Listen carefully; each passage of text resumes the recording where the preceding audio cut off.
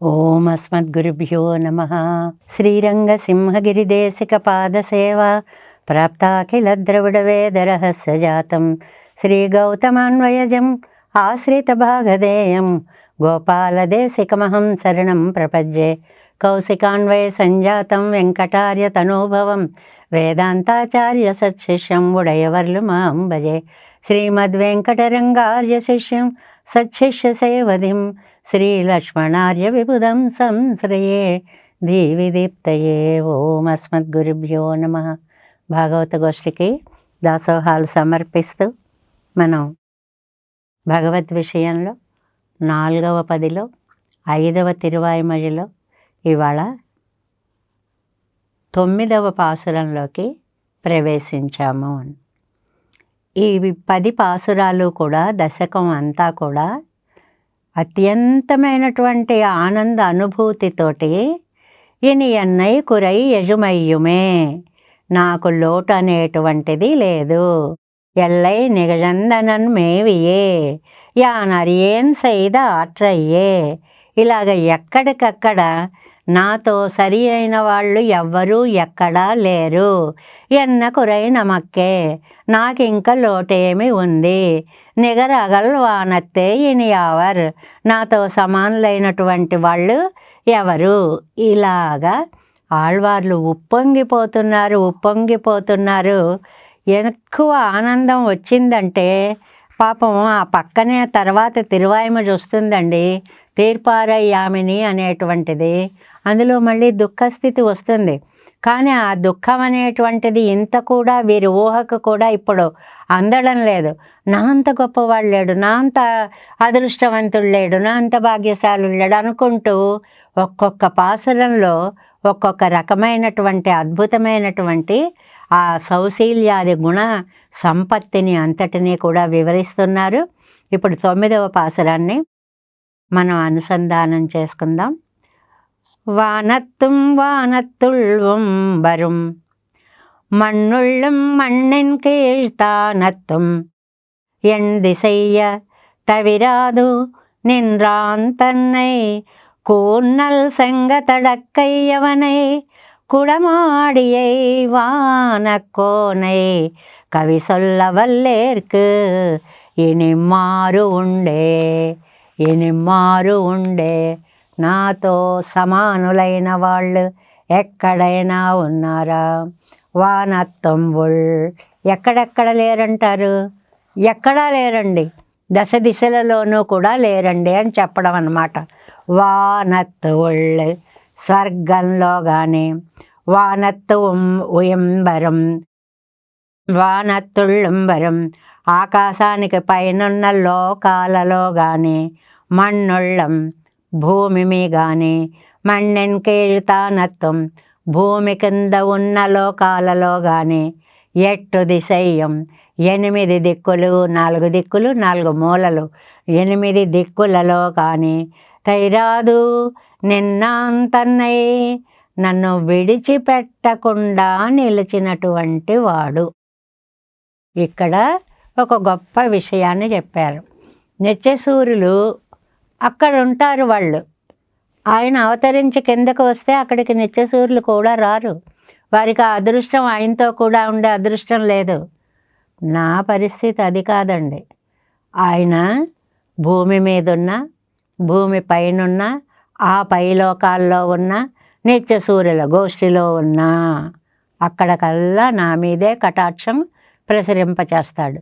భూమి మీద ఉన్న, భూమి కింద లోకాల్లో ఉన్న, ఇంకా కింద ఉన్నా అయ్యో ఇక్కడున్నావా అని నన్ను పైకి తీసి నా మీదే ప్రేమని కురిపిస్తాడు.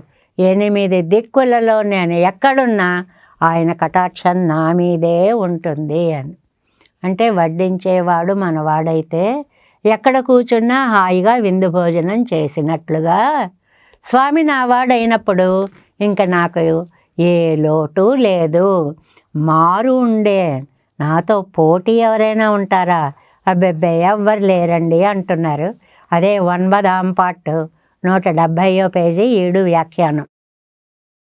அவனுடைய வியாப்தி அவதாராதிகளும் எங்கும் புக்கு கவி சொல்ல வல்ல எனக்கு எதிருண்டோ என்கிறார். ఆయన యొక్క వ్యాప్తి మామూలుగా పరమపదంలో ఉంటే అక్కడ ఉండడం, అది ఇంకా దాని గురించి అలా పక్కన పెట్టండి. ఎలా వ్యాపించి ఉంటాడండి సృష్టి అంతా కూడా? ఎన్ని అవతారాలు ఎత్తి, అవతారము దిగి వచ్చుట, ఎన్ని అవతారాలు ఎత్తాడండి. అన్ని చోట్ల కూడా అక్కడ ఉండేటువంటి ఆ భూమా విద్య ఏదో ఉంది చూడండి, నిత్యసూర్యుల అనుభవము. ఎక్కడ ఏది చూస్తే ఇంకేమీ చూడక్కర్లేదో, ఏది వింటే ఇంకేమీ వినక్కర్లేదో, నాణ్య స్పర్శతి నాణ్య శృణోతి ఇలా చెప్తారే, ఆ వైభవం అలా ఉంచండి. అక్కడి నుంచి ఆ కిందకి వచ్చినప్పుడు మరి నిత్యసూర్యులకు ఆ ఆనందానుభూతి ఉందా? నాకు అప్పుడు కూడా ఉందన్నమాట. నిత్యసూరిകൾ தாங்கள் அனுபவிக்கிற விஷயத்தில் భోగ్యతా ప్రకర్షత్తాలే వేరొన్నరియారుగల్. నిత్యసూర్యులను చూసి ఆడవాళ్ళకి బెంగ, పాపం వాళ్ళు అక్కడ ఉన్నప్పుడే చూడగలరు. తర్వాత కిందకు వచ్చి ఎన్ని గుణాలు చూపిస్తాడండి. పాపం అవన్నీ చూసే అదృష్టం ఆ నిత్యసూర్యులకి లేదు కదా. ముక్తర్ నోపజనం స్మరణిదం శరీరం ఎన్నో సంసారయాత్రే స్మర్యాదే నిర్పార్గళాగయ్యాలే అవర్గళం నిత్యసోరోడు ఒప్పర్గళ్. మరి ముక్తులు ఉన్నారండి, కొంతకాలం ఈ జీవితాన్ని గడిపి ఈ శరీరాన్ని విడిచేసిన తర్వాత నోపజనం స్మరం, ఇక్కడ జనాలను కానీ అసలు ఈ దేహం గురించి నేను ఎందులోంచి బయటకు వచ్చానో అని దేహాన్ని చూసుకోవడం కానీ, ఆ బంధువులను కానీ, చుట్టూ ఎవరున్నారని కానీ ఏమీ ఉండదండి. హాయిగా పెరుమాళ దగ్గరికి వెళ్ళిపోతారు. సంసార యాత్ర స్మర్యాదే, పొరపాటును కూడా ఈ సంసారం వాళ్ళకు గుర్తుండదండి. అందువల్ల అవరుಗಳು నిత్యసూరుಗಳోడొప్పరుಗಳು, వాళ్ళు కూడా నిత్యసూరులు లాంటి వారే. నాకున్న అదృష్టం నిత్యసూరులకు లేదు, ముక్తులకి లేదు, బద్ధుడికి ఒక్కడికే ఉంది. ఇంగుళ్ళ ఇక్కడ ఉండేటువంటి, ఇక్కడున్న వాళ్ళందరికీ ఉందండి? లేదండి. ఇక్కడున్న వాళ్ళలో కూడా కొంతమందికే. ఇంగుళ్ళ పరాశర పారాశర్యాది, పరాశరుడు పరాశర మహర్షి విష్ణు పురాణాన్ని అనుగ్రహించినటువంటి వాడు వ్యాస భగవానుడు. మనకి పురాణాలని, అష్టాదశ పురాణాలని, భాగవతాది పురాణాలను అన్నీ అందించినటువంటి మహనీయుడు. ఈరోజురై ఇలేమణ్ణి ఇరుప్పారుగల్. వాళ్ళకి ఇప్పుడు ఆ విష్ణు పురాణం రచించిన ఆయన కానీ, కొడుకు కానీ, కృష్ణావతారం ఒక్కటే తెలుసు వాళ్ళకి, అది తప్ప ఇంకో దాన్ని గురించి వాళ్ళు ఆలోచించరు. మరి ఏమండి రామావతారం? శ్రీ వాల్మీకి భగవాన్ రామ అవతారం అల్లదరియాదే ఇరుక్కం. వాల్మీకి ఉన్నాడండి, రాముడు రాముడు రాముడు అంటూ రాముడే తప్ప మిగిలిన అవతారాల గురించి వారికి ఏమీ తెలియదండి. శ్రీ పరాశర భగవానం, శ్రీ వేదవ్యాస భగవానం కృష్ణావతారం అల్లదరియారుగల్. కృష్ణావతారం తప్ప రెండో ప్రపంచం లేదు వాళ్ళకి. దీన్ని రెండు రకాలుగా అండి, అది తప్ప వాళ్ళకేం తెలియదు, అందులో మునిగిపోయారు అనేది ఒక అద్భుతమైన విషయం. ఆళ్వార్లు ఎలా చెప్తున్నారు? పాపం వాళ్ళకి అది తప్ప ఇంకోటి ఏం తెలియదు. నాయనంత అదృష్టవంతుడినండి. పరమపదనాథుణ్ణి వర్ణించాను, పాల్కడలినాథుణ్ణి వర్ణించాను, అవతారమూర్తుల్ని వర్ణించాను. రాముడు కాదు, కృష్ణుడు కాదు, సకల అవతారమూర్తుల్ని హాయిగా నేను కవిత్వం పాడానే. మరి శ్రీ శౌనక భగవాన్ అర్చావతారత్తిలే ప్రవణనాయిరెక్కం. శౌనక మహర్షికేమో అర్చావతారం అంటే చాలా ఇష్టం. అంగనండ్రికే. నేను వాళ్ళలా కాదండోయ్, ప్రత్యేకంగా ఏ ఒక్కదాన్నో నమ్ముకొని అక్కడే ఉన్నటువంటి వాణ్ణి కాదు. సర్వేశ్వరనై ఎంగుం పుక్కొక్కవి పాడపెత్త ఎన్నోడు ఒప్పారుండో ఎంగిరార్. ఆయన ఎక్కడికి వెడితే అక్కడికల్లా వెళ్ళి ఆయన్ని వర్ణించానండి, ఆయన మీద కవిత్వం చెప్పానండి, కూడా నీడలా ఉన్నానండి. నాకంటే అదృష్టవంతులు ఎవరుంటారండి అంటున్నారు నమ్మాళ్ళవారు. వానత్వం స్వర్గత్తిలం. వానం అంటే స్వర్గము అని. స్వర్గంలోనూ వానతుళ్ళంబరం அது குள்ளாய் பெரியதாகிற పెరుగుదా ఇరుక్కర మహర్లోకాదిగళం. ఆ భూమికి పైన ఏదో భూలోకం, భూవర్లోకం, సువర్లోకం, తపోలోకం, మహాజన తప సత్య ఈ లోకాలన్నీ ఉన్నాయి కదండి. అన్ని లోకాలు అంటే భూమిని మధ్యలో పెట్టుకొని పైన ఉండే సమస్త లోకాలు అన్నిటినీ కూడా, వాటికంటే కూడా అది కుళ్ళాయి పెరేదా ఇరుక్కర మహర్లోకాదిగళం. ఇంకా కిందకొస్తే మన్నుళ్ళం భూమియిలం ఈ భూమి మీద మణ్ణిన్ కీయుతానత్వం అతల సుతల వితల ఏదో తలాతల రసాతల మహీతలాది అన్ని పాతాళాదులన్నీ ఉన్నాయి కదండి. కీజల్ ఉండాన పాతాళాదిగళయ్యం అంటే ఊర్ధ్వలోకాలన్నీ అధోలోకాలన్నీ. ఎందిశయ్యం 8 దిక్కుల 4 దిక్కులు 4 మూలలు. ఎట్టు తిక్కిలం தவிராது நின்னான் தன்னை அவ்வவதேசங்களிலும் அவ்வவதேசவர்த்திகளான தேவாதி சகல பதார்த்தங்களிலும் கடல் కోత్తా పోలే ఎంగుమొక్క వ్యాపిత్తు. ఏమి వ్యాపించాడండి వాటన్నిటిలోనూ కూడా? కడల్ కోత్తా పోలే సముద్రం వ్యాపించినట్లుగా వ్యాపించాడండి. ఎంత వ్యాప్తో భగవంతుడికి! ఆ వ్యాప్తిని వాళ్ళెక్కడ చూడగలిగారు? ఇన్నిట వ్యాపించినటువంటి తత్వాన్ని నేను దర్శించగలిగాను. పూర్ణమాగవర్తికరవనై సముద్రం నీటితో పొంగి మొత్తాన్ని ముంచినట్లుగా అవతారంలో వ్యాప్తి అనే లక్షణంతో మొత్తం అన్ని లోకాలని ముంచెత్తిన పరమాత్మ తత్వాన్ని నేను తెలుసుకోగలిగాను. విభువాన ఆకాశత్తు ఇత్తాల్ అణుద్రవ్యంగళిలం విభుద్రవ్యంగళిలం వాసి సొల్లుகிறது. దీనివల్ల అణువుకి విభువుకి తేడా ఉన్నట్లుగా ఆ విషయాన్ని చాలా వివరంగా అందిస్తున్నారు అన్నమాట. అణుద్రవ్యంగళ్ళంటే ఆత్మ అండి, విభుద్రవ్యంగళ్ళంటే ఇక్కడ ఆకాశాదులన్నీ కూడా. ఈ రెండిటికి ఉండేటువంటి భేదాన్ని చెప్తున్నారు అని. అణువాన ఆత్మ ఇక్కడ 2 లక్షణాలండి. 1 వ్యాప్తి, 2 నియమన సామర్థ్యం. ఈ మాటలు గుర్తుపెట్టుకోవాలి. 1 వ్యాప్తి, 2 నియమన సామర్థ్యం. ఇప్పుడు అణువానాత్మ శరీరమంగం వ్యాపిక్కమాటాన్. ఇప్పుడు ఆ అణువు ఆత్మ అణువులా ఉంటుంది కదండి, చాలా చిన్నదిగా ఉంటుంది. శరీరంలో ఎక్కడో ఏకదేశంలో ఒక చోట ఉంటుంది. మొత్తం సర్వవ్యాపిత్వం ఆత్మకి లేదు. విభువాన ఆకాశత్తుకు నియంత్రితయా వ్యాప్తి ఇల్లై. ఆకాశం అంతా వ్యాపిస్తుందండి, కానీ దానికి నియమన సామర్థ్యం లేదు.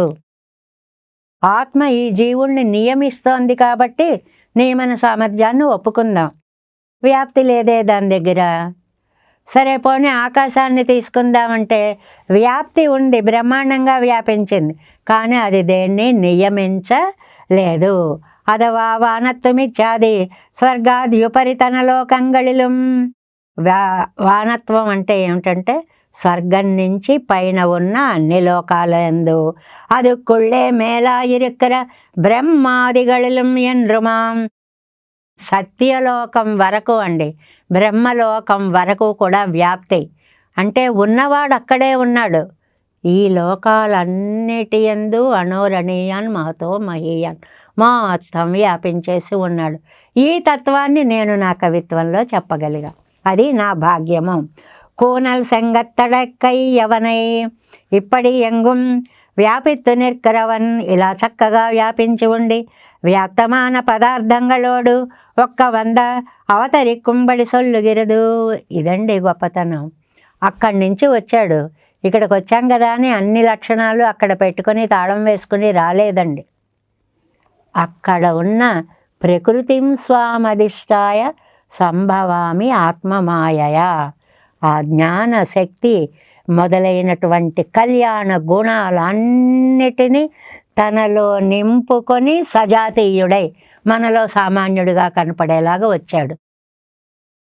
ఓహో సామాన్యుడిగా కనపడుతున్నాడు కదా అని మనం భ్రమపడుతున్నాం, కానీ లోపల అన్నీ పరమపదంలో కలిగి ఉండే దివ్య లక్షణాలన్నీ ఆయనలో నిండి ఉన్నాయి. ఇప్పుడే అవతరిప్పదు తాను ఇతర సజాతీయనాయో ఎన్నెల్. ఏమండి ఇలా అవతరించాడు అని అంటే మామూలు మనిషిలా పుట్టాడని అండి అర్థం. అంటే ఆదియం సోది ఉరువై అంగువైత్ ఎంగు పిరందా ఎంగిరపడియే.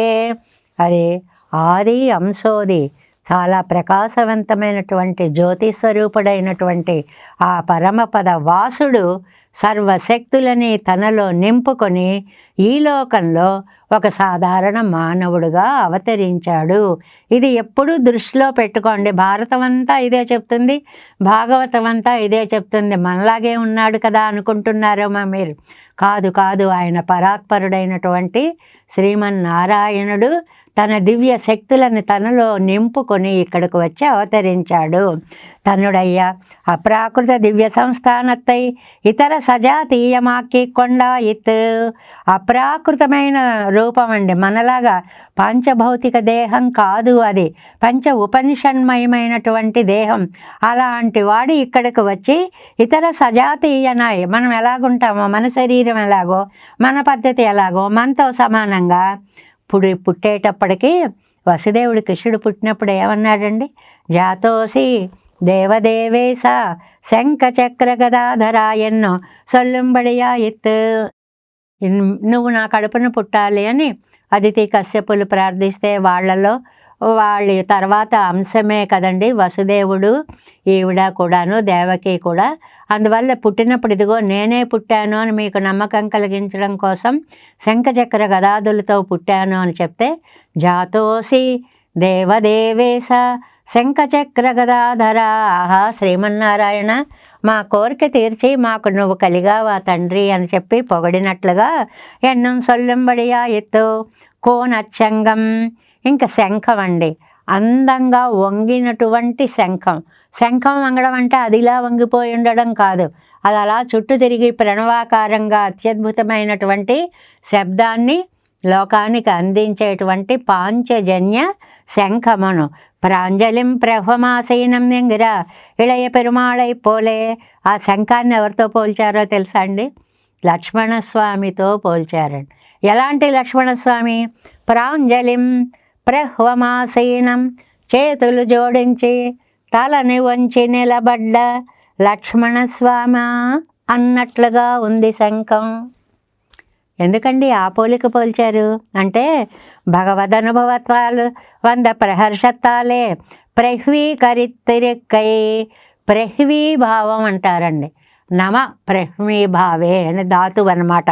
అంటే వినయంతో వంగి ఉండడం. ఆవేళ ఎలాగైతే ఇళయ పెరుమాళ్ లక్ష్మణస్వామి అన్నగారి దగ్గర వినయగాత్రంతో ఉన్నాడో, అలాగే ఈ శంఖం కూడా నేను ఎంత అదృష్టవంతురాల్ని, స్వామి యొక్క పెదవుల మీద అలా పెట్టుకొని దివ్యనాదాన్ని నాలో తన గాలిని నింపుతున్నాడే అని చెప్పి మురిసిపోతూ ఉంటే ఆండాళ్ళ తల్లి చూసి, కర్పూరం నారుమో కమలపూ నారుమో. ఆహా శంఖమా, నీలోకి వచ్చేటువంటి ఆ అధరంలో నుంచి వచ్చేటువంటి గాలి కర్పూరంలా ఉందా, చందనంలా ఉందా, పద్మపు సువాసనల్లా ఉందా అని అన్నట్లుగా ప్రవీకరి తెరుక్కై ఆనందంతో అలాగ స్వామి పెదవుల మీద ఉన్నాను అని వంగిపోయి ఉంటుంది. వాయదు కయ్యదాగా అనుభవిక్కరావనే. వాయదు కయ్యదాగా చేతిలో పెట్టుకుని నోటి మీద పెట్టుకుని ఒక్కసారి సఘోషో ధార్తరాష్ట్రానం హృదయాన్ని వ్యధారయత. అవసరమైతే ధార్తరాష్ట్రుల యొక్క గుండెలు గుబేలమనేలాగా చేసేటువంటి శంఖారవము కూడా ఉంది. తడక్కై యవనై. ఏమంటే అంత శంఖం పట్టుకున్నాడా, పట్టుకోగలిగాడా, చెయ్యి సరిపోయిందా? అయ్యయ్యో ఏం చెప్పమంటారండి. ఉభయ విభూతియం వందు ఒదింగినాలం. ఈ శంఖంతో పాటు 2 విభూతులు వచ్చి తన చేతిలో అలాగ సర్దుకుని ఉన్నా కూడా పిన్నయ్యం కవ్వంజి ఇరుక్కుమాయిత్. ఇంకా 100 లోకాలు పట్టేంత ప్రదేశం ఆ చేతిలో ఉంటుంది. అంత విశాలమైనటువంటి చెయ్యి. కుడమాడియే. అలాంటి ఆయన ఏం చేశాడండి కృష్ణుడిగా వచ్చి? ఎంగం ఒక్క వ్యాపత్తో నిన్న పోలే. ఎక్కడా ఉంటాడు అని ఒక వ్యాప్తికి చెప్తున్నారు, నియమన సామర్థ్యంకి చెప్తున్నారు కదా. ఇక్కడ ఈ సందర్భంలో ఓరూరు అగక్కాణం బడి కుడక్కూత్త అని ఆడిన పడి. కుడక్కూత్తం అంటే కుంభ నృత్యము అని గొల్లలు చాలా ప్రత్యేకంగా చేసేటువంటి డ్యాన్స్ అండి. కుండలతో డ్యాన్స్ చేయడం, కుండల మీద డ్యాన్స్ చేయడం అనేటువంటిది మనం సిరియ తిరుమలలో చాలా అందంగా ఆస్వాదిస్తాము. ఇలా డ్యాన్స్ చేసేవాళ్ళు ఎవరైనా ఉన్నారా అని పిలిస్తే తిరుమంగయ్యాళ్వారు అనేటువంటి నాయకి వల్వినయ్యే ఊరారు గప్పదేయాయన, ఏం పాపం చేసుకున్నాను నేను వెళ్ళానమ్మా అనుకోకుండా అంటుంది అక్కడ. అలాగనమాట ఓరూరుగా కాణుంబడి, ఒక ఊరంతా కనపడేలాగా కూడా కూత్తాడినపడి కుంభ నృత్యం చేసినటువంటి స్వామి.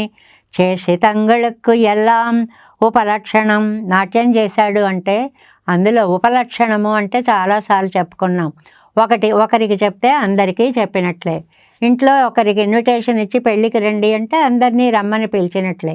స్వామికి ఈ గుణం ఉంది, కళ్యాణ గుణము అని ఒకటి చెప్తే అన్ని గుణాలని చెప్పినట్లే. అలా కుంభనాట్యం చేస్తున్నాడు అని అంటే సకల కళ్యాణ గుణోపేతుడు అని చెప్పకనే చెప్పినట్లు అయింది. వానక్కోనై ఓరూరడవండ్రిక్కే, ఓరు నాటుకాగ, ఏదో ఒక ఊళ్ళో డ్యాన్స్ చేసి ఆ ఊరు వాళ్ళు చూడడమే కాదండి, ఓరు నాటుకాగా లోకం అంతటికీ కూడా కాచి కొడెత్తికొండిరిక్కిరపడి కనపడేలాగా చేసినటువంటిది. ఏమండి, అప్పుడెక్కడో కృష్ణుడు చేస్తే లోకాలకన్నిటికీ ఎలా కనపడిందండి? మీరున్నారుగా నమ్మాళ్ళవారులే, మొత్తం అంతటినీ వర్ణించేసి హాయిగా మనకి టీవీ ఇలా పెట్టుకు చూసేటప్పటికి అన్నీ కనపడ్డట్టుగా నమ్మాళ్ళవార్ల పాసురాలను ఒక్కసారి అలా అర్ధానుసంధానం చేసేటప్పటికి ఆ నాట్యం అంతా మన కళ్ళెదురుగా అద్భుతంగా కనిపిస్తుంది. కవిసొల్ల వల్లేర్కు ఇప్పుడు ఇరెక్కిరవనై ఎంగుంపుక్క కవిసొల్ల వల్ల ఎనక్కు. ఇలా ఉండేటువంటి నాకు ఇందులో ఉండేటువంటి ఈ పాసురంలో చాలా ప్రత్యేకమైన విషయం ఏమిటంటే పరమా వ్యూహమా విభవమా అంతర్యామా అర్చావతారాల దేని గురించైనా కవిత్వం చెప్పగలను నేను. కానీ పాపం వాళ్ళు ఉన్నారే, ఎవరికి వాళ్ళే. ఎవరండి వాళ్ళు? పరాశరుడు, వ్యాసుడు మొదలైనటువంటి వాళ్ళు ఏదో ఆ విష్ణు పురాణము ఆ భారతము పట్టుకొని కూర్చున్నారండి. ఆ వాల్మీకి భగవానుడు ఉన్నాడే, ఆ రామాయణం అంటూ కూర్చున్నారండి. ఆ శౌనక మహర్షి ఉన్నారే, ఆహా అర్చావతారం అన్నారండి. నేనున్నానే పరవ్యూహ విభవ అంతర్యామి, అర్చాతత్వాలన్నిటితోటి స్వామితో కూడా ఉండి ఆయా వైభవోపేతములైనటువంటి దివ్య చేష్టలన్నిటినీ అద్భుతంగా వర్ణించగలిగినటువంటి అవకాశాన్ని జ్ఞానాన్ని భగవంతుడు నాకు ప్రసాదించాడే. కాబట్టి అగల్వానం మారు ఉండే అగల్వానం ఎన్ను విశేషిక్క వేణమో ఉభయ విభూతియిలుం ఎదిరిల్లై. ఎంత గొప్పవాడు అంటే, ఎంత గొప్పవారు నమ్మాళ్ళవార్లు అంటే, ఏదో ఇక్కడ మనకి స్పష్టంగా చెప్పారు, భూమిని మధ్యలో పెట్టుకొని పైనుండే భూర్భువ సువర్లోకాదులను దాటి మహాజన తపోజన సత్యలోకాదుల దాకా వెళ్ళిన పైకి అంటే ఊర్ధ్వలోకాలన్నీ వ్యాపించిన స్వామి. మన్ను ఉలగిల్ ఇక్కడ ఈ లోకాన్ని పెట్టుకొని కింద అతల సుతల తలాతల రసాతలాది 7 లోకాల దాకా వ్యాపించినటువంటి స్వామి. అగల్వానం ఎన్ను విశేషిక్క వేణుమో, ఇలాగా పైన నీ కింద నీ విశేషించి చెప్పవలసినటువంటి అవసరం లేదు. ఉభయ విభూతిలు ఎదిరెల్లై, నాకు 2 విభూతులలో కూడా ఏమాత్రము ఎదురు అనేటువంటిది లేదు. అంటే నా అంత భాగ్యవంతుడు వేరొకడు లేడు అనేటువంటి దాన్ని నమ్మాళ్ళవార్లు అంటే మనకి అర్థం చేసుకోవలసిన విషయం ఏమిటండి? ఒక్క తిరువాయిమొഴി దివ్య ప్రబంధాన్ని చక్కగా సేవించుకున్నాము అంటే పరవ్యూహ విభవ అంతర్యామి అర్చావతారాలన్నిటినీ అనుభవించినటువంటి భాగ్యాన్ని మనం ఆయా పాసురాల ద్వారా ఆయా గుణచేష్టిత వర్ణనల ద్వారా తెలుసుకోగలుగుతాం. కాబట్టి తిరువాయిమొഴിని సేవించండి, జీవితాన్ని ధన్యం చేసుకోండి అనేటువంటి ఒక చక్కటి ఉపదేశాన్ని కూడా చెప్పకనే ఇందులో చెప్పినట్లయింది. అది 9వ పాసురం. వానత్తుள் உம்பரும் மண்ணுள்ளும் மண்ணின் கீழ்த்தானத்தும் எந்தி செய்ய தவிராது நின்றான் தன்னை கூன்னல் செங்கதடக்கை அவனை குடமாடியை வானக்கோனை கவி சொல்ல வல்லேற்கு இனி மாறு உண்டே. நம்மாழ்வார் திவ்ய திருவடிகளே சரணம். எம்பெருமானார் திவ்ய திருவடிகளே சரணம். ஜீயர் திவ்ய திருவடிகளே சரணம். ஓம் அஸ்மத் குருப்யோ நமஹ. ஜெய் ஸ்ரீமன்னாராயண.